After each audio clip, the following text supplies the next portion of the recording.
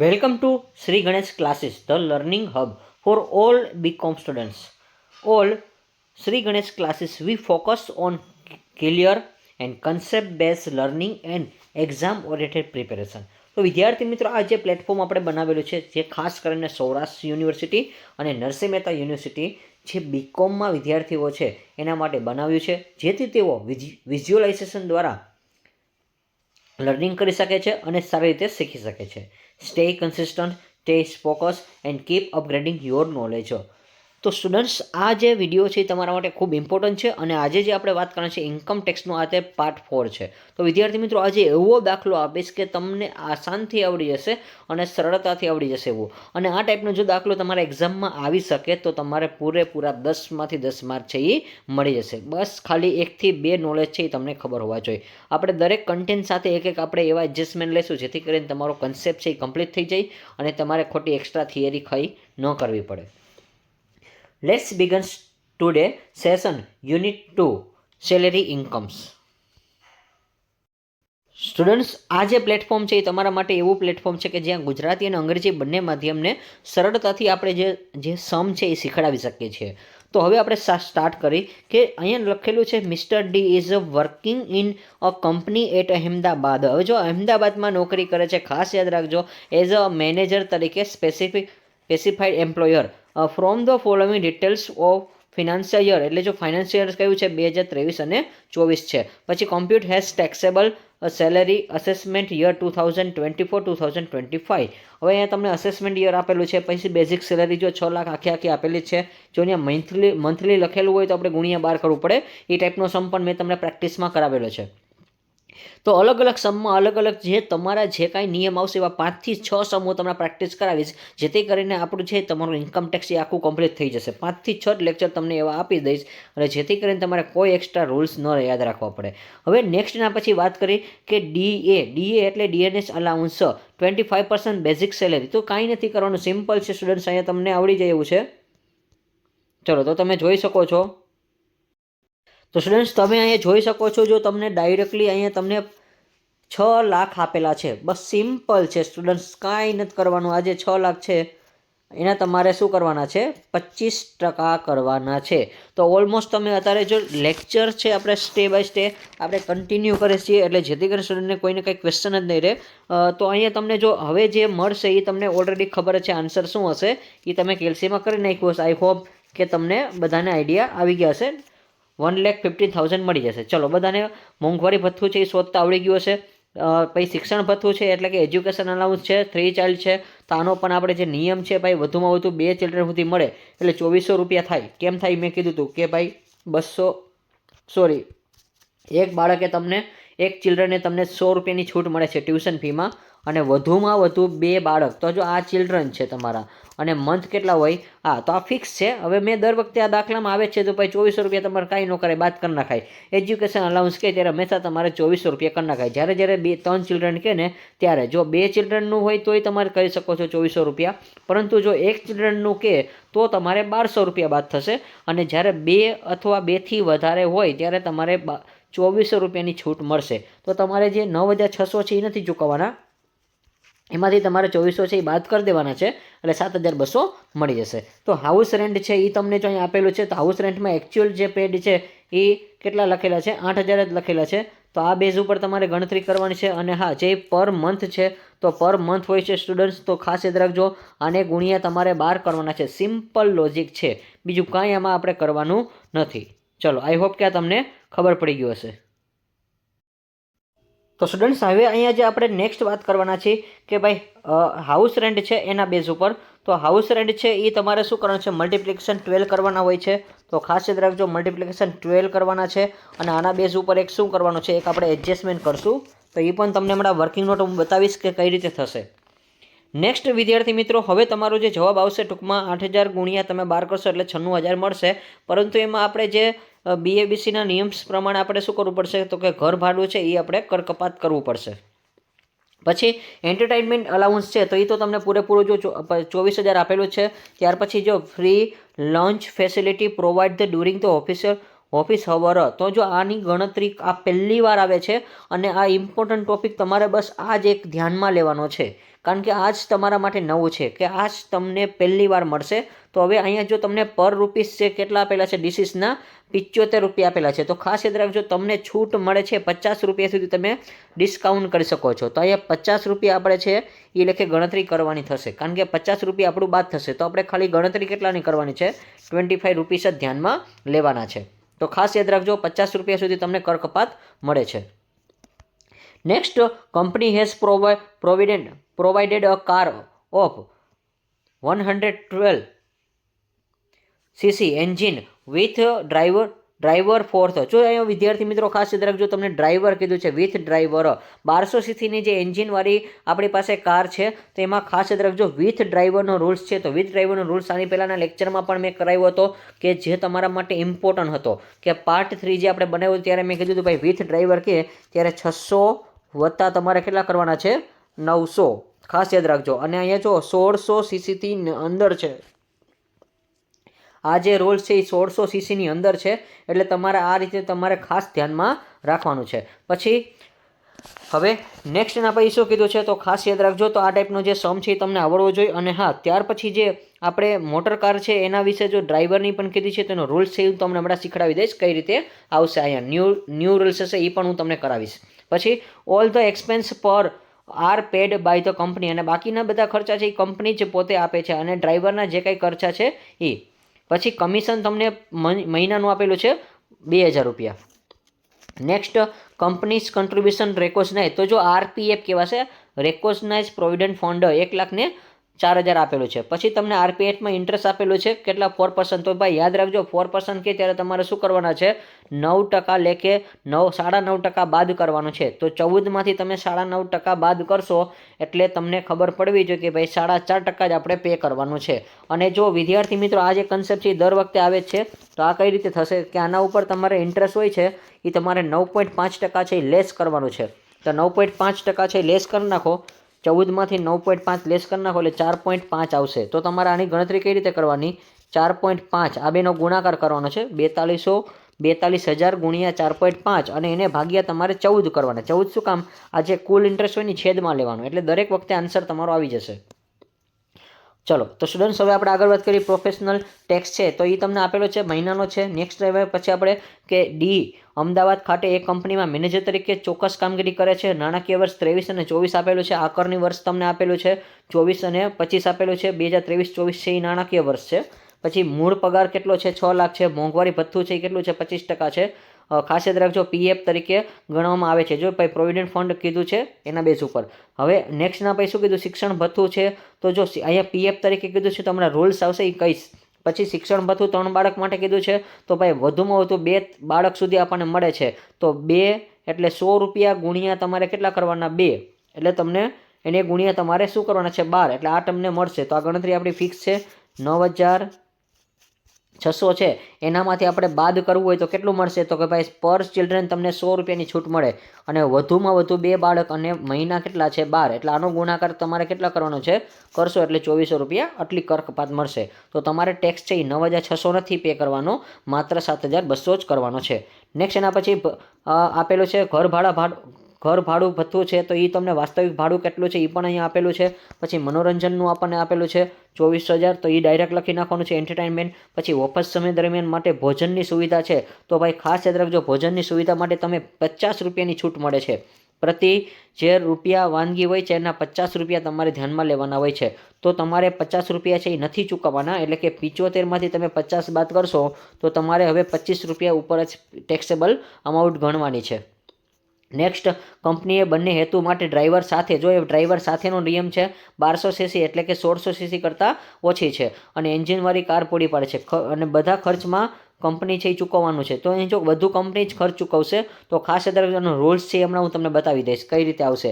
પછી કમિશન છે એ 2,000 છે, માસિક છે. માન્યતા પ્રાપ્ત ભવિષ્યની નિધિમાં કંપનીનું યોગદાન છે 1,04,000 છે. હવે નેક્સ્ટ, આરપીએફ ખાતામાં તમને 14% કીધું છે, તો 14% કે ત્યારે વ્યાજ, જો અહીંયા વ્યાજ લખેલું છે 14%ના વ્યાજ દર, તો વ્યાજ દરે કે તમારે શું કરવાનું છે, કે 14 હોય એમાંથી તમારે 9.5% પીએફ બાદ કરવાનું છે. પીએફ ઇન્ટરેસ્ટ ખાસ યાદ રાખજો, આ બે આવે જ છે દર વખતે. પીએફનું કે તો 12% મળે છે અને પીએફનું વ્યાજ કે જો વ્યાજ તો તમને 9.5% છૂટ મળે છે. એટલે આ તમારી ટકાવારી છે એ બાદ મળશે, એના પછી તમારે ટેક્સ પે કરવાનો હોય. ચલો, અને જે વ્યવસાય વેરો છે એ માસિક 200 રૂપિયા છે. ચલો હવે આપણે શરૂઆત કરીએ. તો બહુ ઇઝીલી સમ છે વિદ્યાર્થી મિત્રો, કાંઈ સમય નહીં લાગે, આરામથી થઈ જશે. જો મૂળ પગાર તમને આપેલો છે, પછી મૂળ પગારના તમારા જે 6 લાખ છે એના 25% કરવાના છે. તો પહેલો એડજસ્ટમેન્ટ ને બીજો એડજસ્ટમેન્ટ આપણે સોલ્વ કરતા જાય. તો જો અહીંયા તમારે બેઝિક સેલેરી આપેલું છે અને આના તમારે 6 લાખ છે એના તમારે 25% કરવાના છે. ચલો સિમ્પલ જ છે, સમમાં કાંઈ નથી. અને મૂળ પગાર તમને 6 લાખ આપેલો છે અહીંયા સ્ટુડન્ટ્સ, અને એના તમારે શું કરવાના છે 25% કરવાના છે. ચલો આઈ હોપ કે આ પેલું બીજું સ્ટેપ તમને બધાને હવે આવડતું જ હશે. મૂળ પગાર છે એ આવડી ગયું, પછી મોંઘવારી ભથ્થું છે એટલે ડીએ આપણને આવડી ગયું, ડેલી અનાઉન્સ. ચલો શિક્ષણ ભથ્થું છે તો 2400 રૂપિયા કેમ એવા છે, જ્યાં ગણતરી કરી છે કે ભાઈ તમને કીધું છે ભાઈ એક્ઝેમ્પ્ટ મળશે. એક્ઝેમ્પ્ટ કેટલું મળશે, કર મુક્ત, એટલે 100 રૂપિયા મળે છે. અને એમાં તમારે 2 ચિલ્ડ્રન હોય છે. આ બગડો છે એ તમારા માટે કેનો છે, 2 ચિલ્ડ્રન માટેનો છે અને આ મહિના માટેનો છે. તો આ રીતે તમને 2400 રૂપિયા છે એ કર કપાત મળે છે. દર વખતે દરેક દાખલામાં આ ટાઈપનું ફિક્સ જ છે. પછી ઘર ભાડું છે તો એ તમારું 8000 છે, તો 8000 ગુણ્યા કેટલા કરવાના, 12 કરવાના. ચલો બતાવી દઉં છું. ચલો તો આપણે જે શિક્ષણવાળું તો થઈ જ ગયું છે. ચલો અહીંયા જે એજ્યુકેશન છે એ આપણું થઈ ગયું છે. એમાંથી હવે આપણે હાઉસ રેન્ટ છે તો એના માટે આપણે જોઈ લઈએ સ્ટુડન્ટ્સ. તો એના માટે જો હવે તમારે શું કરવાના છે, આને ગુણ્યા પહેલાં તમે 12 કરી નાખો. ચલો 12 × 8 = 96. તો હવે ગુજરાતીમાં બતાવી દઉં, સેમ જ હશે, એમાં કાંઈ ફેર નથી. વાસ્તવિક ભાડું છે એ તમારું 8000 છે, એને ગુણ્યા તમારે 12 કરવાના છે. તો 4 નંબરમાં જો હવાલો થશે, હવાલા નંબર 1 તો આપણે છે એ કરવાનો છે. તો અહીંયા ઘર ભાડા ભથ્થું છે એ આપણે વર્કિંગ નોટ નંબર પહેલી છે, તો એ તમને કઈ આવશે એ કઈ રીતે બતાવી દઉં છું.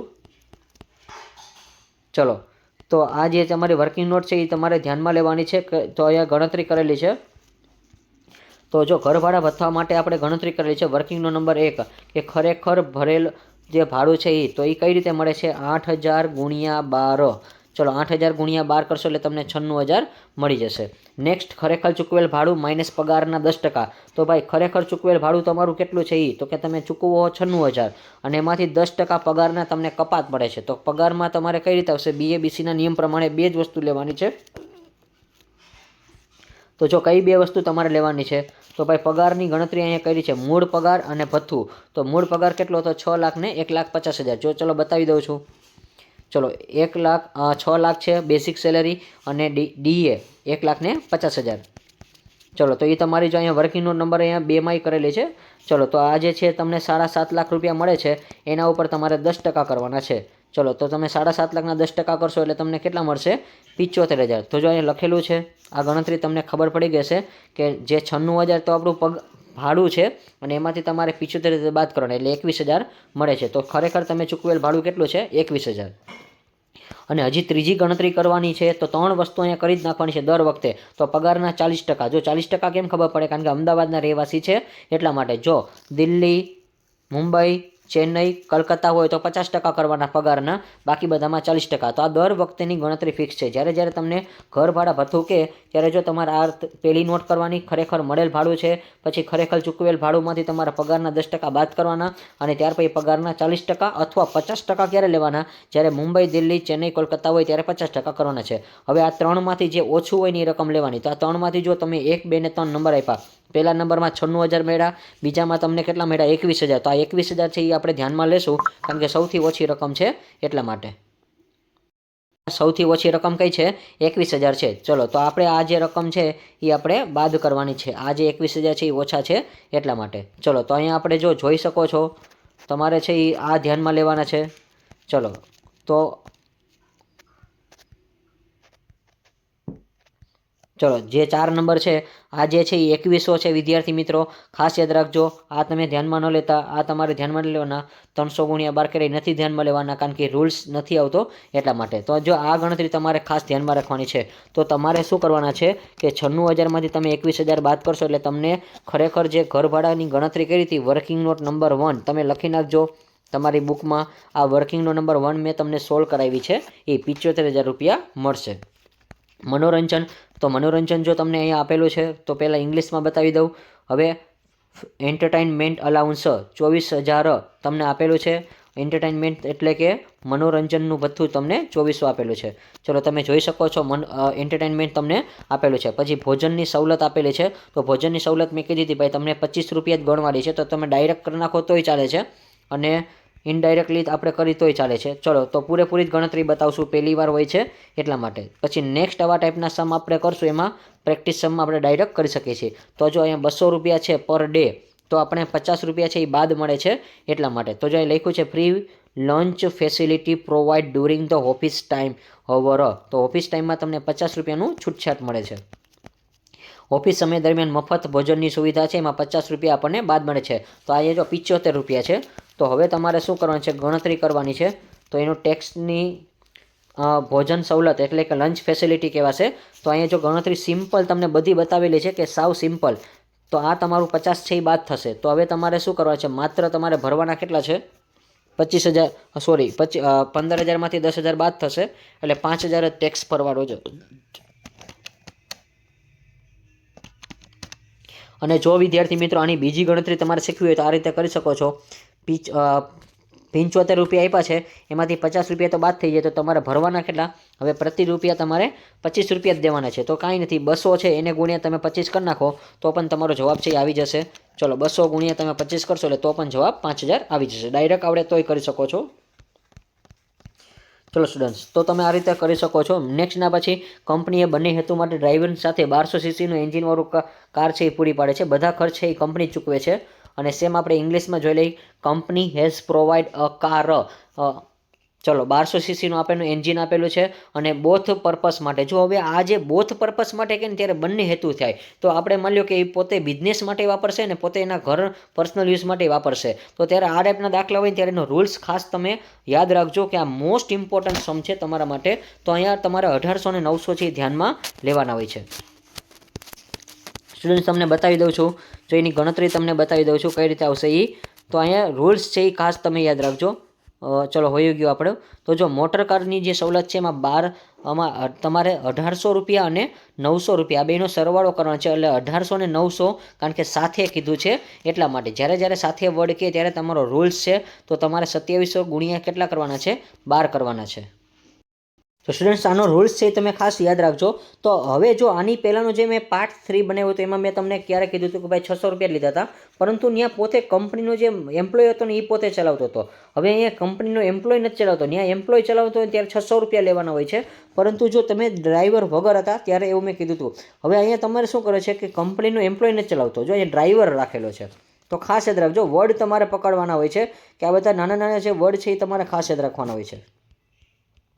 તો તમે જો અહીંયા જોઈ શકો છો, પહેલાં ઇંગ્લિશમાં બતાવી દો કે 1200 સીસી તમને એન્જિનવાળી છે અને વિથ ડ્રાઈવર એવું લખેલું છે. તો જો ભાઈ ખાસ યાદ રાખજો, જેમને વિથ ડ્રાઈવર કહે છે ત્યારે તમારે શું કરવાનું છે, એક તો તમે યાદ રાખજો 1.6 એટલે 1600 જ થશે. આ 1600 સીસી આવે અને 1.6 એ જે 1600 સીસીથી વધુ હોય તો આને વધુ હોય ત્યારે કહેવાશે, જ્યારે મોર ધેન કહેવાશે. ખાસ યાદ રાખજો મોર ધેન. તો જો આ ટાઈપના દાખલા હોય છે ત્યારે ડ્રાઈવર સાથે હોય ત્યારે તમારે ખાસ યાદ રાખવાનું છે 1800 વત્તા તમારે શું કરવાના છે 900. આ જે છે જો આપણે આ રૂલ્સ લાગુ પડ્યો છે. હવે બીજો રૂલ્સ એવો છે કે તમે જો 1600 સીસીથી વધારે હોય, દાખલા તરીકે જો તમે 1700 સીસીનું કીધું હોત ને અહીંયા 1700 સીસી, તો તમારે 2400 રૂપિયા લેવાના અને વત્તા તમારે ડ્રાઈવરના તમારે 900 રૂપિયા પે કરવાના છે. પરંતુ જો તમે જોઈ શકો છો તમને 1200 સીસી કીધું છે એટલે આ ઓછાવાળી નિયમ લાગુ પડશે. આ વધુનો નિયમ છે, આ ઓછાનો નિયમ છે. તો 1200 સીસીથી ઓછું કે અને ડ્રાઈવર તમે રાખેલો છે તો તમારે એને શું કરવાના છે, ડ્રાઈવર તરીકે એક્સપેન્સમાં 1800 અને વત્તા બીજા તમારે 900 રૂપિયા પે કરવાના છે. એટલે ટોટલ આવશે 2700. ચલો આ 2700 કેમ આવ્યા છે આપણે જોઈ લઈ. અને અહીંયા તમને ઓફિસ સમયનું કંપનીએ બંને હેતુ માટે રાખ્યો છે. તો બંને હેતુ માટે કહે ત્યારે તમારે આ ટાઈપની ગણતરી કરવાની હોય છે. ચલો તમે જોઈ શકો છો અહીંયા જે મોટર કારની સવલત આપેલી છે એ ચલો 1800 વત્તા 900 અને 2700 અને એને ગુણ્યા તમારે 12 કરવાના છે. પછી કમિશનમાં ડાયરેક્ટ જ આપેલું છે સ્ટુડન્ટ્સ. તો કમિશન છે એ માસિક છે, તો માસિક હોય તો તમારે ગુણ્યા 12 કરવાના છે. ચલો તો તમને 2400 મળી જશે, 24,000. અને આ ગુજરાતી હોય કે ઇંગ્લિશ હોય બંનેને સેમ જ ગણતરી હોય છે, કાંઈ ફેર નથી પડતો. પછી પ્રોવિડન્ટ ફંડનો જે ફાળો છે 1,04,000. તો હવે જો આ જે પહેલી વાર આવું બને છે કે એમાં બહુ ઓછી ગણતરી છે. તો જો અહીંયા માન્યતા પ્રાપ્તિ ભવિષ્યની નિધિ કંપનીનું યોગદાન કેટલા છે, 1,04,000 છે. અને તમને અહીંયા લખેલું છે companies contribution recognise provident fund RPF recognise provident fund કેટલું છે 1,04,000 છે. ચલો તો સ્ટુડન્ટ્સ હવે આ દાખલામાં તમારે કાંઈ નથી કરવાનું. જે રેકોગ્નાઇઝ છે એ આપણે તમને શીખવાડું છું કે ભાઈ તમારે કાંઈ નથી કરવાના. જો અહીંયા RPF હોય ત્યારે બેઝિક સેલેરી હોય ને સેલેરી બેઝિક સેલેરી એટલે BABCના નિયમ પ્રમાણે તો અહીંયા બે જ વસ્તુ લેવાની છે. જો એ લોકોએ ચોખવટ કરી છે એટલા માટે જ્યાં ચોખવટ કરેલી છે એક બેઝિક સેલેરી છે PF તરીકે ગણવામાં આવે છે. તો જો PF તરીકે આપણે ધ્યાનમાં લેવાનું છે એટલા માટે તો હવે આપણે અહીંયા ધ્યાનમાં લેશું. તો આ જે 6 લાખ તો આપણી પાસે છે અને એના 25% એટલે એ આપણે કેટલા મળ્યા હતા. ચલો તમે જોઈ શકો છો કે એની જે રકમ છે આપણને મળી હતી 1,50,000. તો આ બેનો તમે સરવાળો કરો એટલે કેટલા મળશે 7.5 લાખ. ચલો આઈ હોપ કે આ તમને 7.5 લાખ ક્યાંથી એવા એ ખબર પડી ગઈ હશે. તો સ્ટુડન્ટ્સ હવે તમે જોઈ શકો છો 7.5 લાખ જો તમને બીજી રીતે અહીંયા બતાવેલા છે. આ વર્કિંગ નોટ આપણે કરેલી જ છે અને ખાસ તમે યાદ રાખજો. તો તમારા માટે જ આપણે આ વર્કિંગ નોટ કરીએ છીએ એટલે જેથી કરી સ્ટુડન્ટ્સને બધું છે એ ખબર પડી જાય. ચલો હવે નેક્સ્ટ અને તમારે છે ને PFની તરીકે હંમેશા જો આ જે PF મળે ને તમને એના ઉપર PF તરીકે 12% લેખે ગણતરી કરવાની છે. ચલો 12% કરજો. ચલો હવે આ તમને જે મળ્યા છે એના તમે 12% કરી નાખજો. ચલો 12% કરશો એટલે તમને જે આન્સર મળી તમે જોઈ શકો છો. તો એના તમે 12% કરજો ખાસ એટલે તમને 90,000 મળશે. જો અહીંયા 10% લખ્યું છે નહીં આવે ખરેખર ભૂલ છે લખવામાં સ્ટુડન્ટ્સે ભૂલ કરી છે. ચલો ખાસ યાદ રાખજો અહીંયા તમારે 10% નહીં 12% લેખે ગણતરી કરવાની છે. તો કેટલા આવશે PFના તમારે 12% કરવાના છે. ખાસ યાદ રાખજો દરેક રૂલ્સ હું તમને કહું છું કે ભાઈ PF હોય ત્યારે તમારે 12% કરવાના અને ઇન્ટરેસ્ટ કે તો તમારે 9.5% કરવાના હોય છે. ચલો તો તમારું જે સિમ્પલ છે 12% કરશો એટલે તમે જે 7.5 લાખ છે એના 12% કરી નાખો. જો અહીં લખેલું છે 12% ઓલરેડી નિયમ પ્રમાણે. તો જો અહીંયા ખાસ તમારે યાદ રાખવાનું છે. ચલો તો તમને આ મળી જાય છે. નેક્સ્ટ એના પછી આ ગણતરી તમને કમ્પ્લીટ થઈ જાય છે. જો PF કે ને ત્યારે 12% આવશે PFનું ઇન્ટરેસ્ટ કે ને ત્યારે તમારે 9.5% બાદ કરવાનું. તો જો સેમ ટુ સેમ બીજો હવાલો એનો જ છે. જો RPFમાં ખાતા તરીકે 12%ના વ્યાજના દરે જમા થયેલ કેટલા છે 42,000 રૂપિયા છે. સેમ ઇંગ્લિશમાં આપણે બતાવી દઉં કે ઇન્ટરેસ્ટ ક્રેડિટ ઓફ RPFનો મિનિંગ યાદ રાખજો રેકોગ્નાઇઝ પ્રોવિડન્ટ ફંડ તમારે 14% કીધું છે. તો ભાઈ આ બે તમને જ્યારે કે આ જે તમને કહે ત્યારે 12% કરવાના અને ઇન્ટરેસ્ટ કે ત્યારે તમારે 9.5% છૂટ મળે છે. તો જો 9.5% અને 12% ફિક્સ છે. ઇન્ટરેસ્ટમાં તમારે 9.5% આવશે અને PFનું કે ત્યારે 12% મળશે. ચલો આ બે યાદ રહી ગયું. તો આની ગણતરી તમે કરી શકો છો જાતે જ. હવે સ્ટુડન્ટ્સ 42 છે એમાં તમે આ બેનો ડિફરન્સ કાઢી નાખો તો તમે આમાંથી 9.5 બાદ કરી નાખો એટલે ગણતરી કેટલા ઉપર કરવાની 4.5% લેખે. તો તમે 4.5% લેખે ગણતરી કરો. હવે સ્ટુડન્ટ્સ તમારે ઘણીવાર એવું બનશે કે તમને એમ લાગે સાહેબ જવાબ નથી આવતો 42 આ કર્યા એને ગુણ્યા તમે 4.5 કરો. હવે આને તમારે ટકાવારી નથી કાઢવાની. હવે તમારે ભાગાકાર કરવાનો છે 14 વડે કારણ કે જે કુલ PF છે ને નીચે લેવાનું. તો કુલ PF કયું છે 14%. તો 14% તમે છેદમાં લ્યો. ચલો હવે જવાબ આવી જશે. ચલો જો ટ્રાય કરજો ગુણાકારને બધું પ્રેક્ટિસ કરજો તો તમને આવડશે. અને સેમ આ ટાઈપના દાખલા હોય છે. તો આની પહેલાંનું જે પાર્ટ 3 છે ત્યાં મેં તમને એ નથી કરાવેલું કારણ કે મેં ડાયરેક્ટ કરેલું હતું. એટલે તમને જો કોઈ કન્ફ્યુઝ હોય તો આ ટાઈપનું તમે કરશો એટલે તમને ત્યાં આન્સર આવી જશે. ચલો તો આ બધી ગણતરી તમને આપેલી છે. આ તો ખાલી તમને પ્રેક્ટિસ કરવા માટે આપું છું. ચલો તમને આ જે PFની ગણતરી બતાવી દઉં છું. PFની ગણતરી બે રીતે થાય. જો તમે પહેલી રીત મેં તમને આ આપેલી છે આ તમને થોડીક સરળ પડે છે પરંતુ ઓલું ડાયરેક્ટ તમને આવડતું હોય તો કરી શકો છો. તો 14% એ કેટલા છે 42,000. તો 9.5% એ કેટલા. તો આ રીતે તમે કરો છો તોય ચાલશે. અને અથવા જો શોર્ટકટ ટ્રીક કરવી હોય તો બીજી ગણતરી છે અહીંયા જો એ લખ્યું છે વર્કિંગનો નંબર 2માં 14%માંથી તમારે 9.5 બાદ કરવાના એટલે 4.5% મળે અને 4.5% છે એના છેદમાં તમારે 14 લેવાના છે. ખાસ યાદ રાખજો. ચલો તો આ ગણતરી મેં તમને શીખડાવી છે.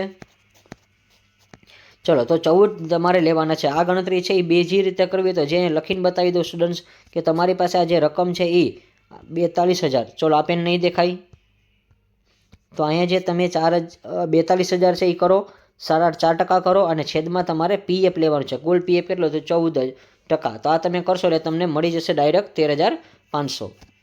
ચલો તો એ ગમે રીતે કરો એમાં કાંઈ ફેર ન પડે. રીત આપણને એક જ આવડી જોઈએ. ચલો પણ મોસ્ટ ઓફ તો સ્ટુડન્ટ્સ આ રીતે જ કરાય એટલે જેથી કરીને કોઈને અઘરું ન લાગે એટલા માટે. પછી ગ્રોસ સેલેરી છે તો એ તમારે સરવાળો કરવાનો છે. બસ દાખલો કમ્પ્લીટ થઈ ગયો છે સ્ટુડન્ટ્સ. ચલો સરવાળો કરતા જાજો. 6 લાખ છે 1,50,000 છે ત્યાર પછી 7,200 આપેલા છે. ચલો પછી તમને 75,000 આપેલા છે પછી 24,000 આપેલા છે. નેક્સ્ટના પછી તમને ભોજનની સવલતમાં 5,000 આપેલા છે. પછી 32,400 આપેલા છે. પછી વત્તા તમે 24,000 કરજો, વત્તા તમે કેટલા કરજો 14,000, પછી વત્તા તમે 13,500. ચલો તમારો જે ગ્રોસ સેલેરી છે, ગ્રોસ ઇન્કમ કહેવાય કે સેલરી કહેવાય, 9,45,100 રૂપીસ આપેલું છે. ચલો 9,45,100 આપેલું છે. અને સ્ટાન્ડર્ડ ડિડક્શન ભાઈ હવે યાદ રાખવાનું ભાઈ કે તમને ફિક્સ 50,000 તો બાદ કરી નાખવાની. ચલો 50,000 બાદ કરો અને વધારાના કેટલા કરવાના છે તમારે કે 200. તો પ્રોફેશનલ ટેક્સ આપણને આપેલો હતો એટલે ધ્યાનમાં લેવાનો છે. જો લાસ્ટમાં લખ્યું છે ચૂકવેલ વ્યવસાય વેરો, તો વ્યવસાય વેરોને પ્રોફેશનલ ટેક્સ એ કહેવાશે અથવા બિઝનેસ ટેક્સ એ કહેવાશે. 200 રૂપિયા લખેલા આપ્યું છે. ચલો તો એ તમે 2,400 રૂપિયા છે એ તો તમે ડાયરેક્ટ 52,400 બાદ કરો તોય ચાલે છે. ચલો બંને રીતે કરી શકો છો. લાસ્ટમાં તમને ટેક્સેબલ સેલેરી છે એ તમને કેટલી મળશે 8,92,700. ચલો અહીંયા આપણો જે આન્સર છે એ કમ્પ્લીટ થાય છે સ્ટુડન્ટ્સ. તો વિદ્યાર્થી મિત્રો આ ટાઈપના સમ છે એ તમારે ખાસ પ્રેક્ટિસ કરજો એટલે જેથી કરીને તમને છે એ મળી જશે. અને જે કોઈ સ્ટુડન્ટ્સને એવું લાગે છે આ PDF મારે પરચેસ કરવી છે તો વિદ્યાર્થી મિત્રો આપણી જે SGCની એપ્લિકેશન છે તમને ડિસ્ક્રિપ્શન બોક્સમાં લિંક મળી જશે. ચલો તો જે કોઈને એવું લાગે છે ભાઈ મારે આમાં આખો જે વિડીયો લેક્ચર છે એ આ ટાઈપના મારે વધારે સમની પ્રેક્ટિસ કરવી છે અને આ જે નોટ છે એ મારે કમ્પ્લીટ જોતી હોય તો એના માટે આપણે જે એપ્લિકેશન છે એમાં તમે જોડાઈ શકો છો, ત્યાંથી તમે પરચેસ કરી શકો છો. તો સ્ટુડન્ટ્સ અહીંયા તમે છે ને કોઈ પણ નોટ્સ એ તમારે પરચેસ કરવી હોય તો SGCની એક એપ્લિકેશન છે આપણે બાયોમાં તમને આપેલી છે અથવા ડિસ્ક્રિપ્શન બોક્સમાં તમને આપેલી છે. તો તમે ત્યાંથી છે એ તમે જોઈન્ટ થઈ શકો છો અને ત્યાંથી તમે આ ટાઈપની PDF છે એ પરચેસ કરી શકો છો. અને જો વિડીયો ગમ્યો હોય તો વધુને વધુ લાઇક કરજો અને શેર કરજો. અને વિદ્યાર્થી મિત્રો વિડીયોને એટલો તમે છે મેક્સિમમ શેર કરો એટલે જેથી કરીને બીજા તમારા કોઈ ફ્રેન્ડ છે એને પણ આ માહિતી ઇન્ફોર્મેશન મળતી રહે. Like this video, share this video, follow with SGC.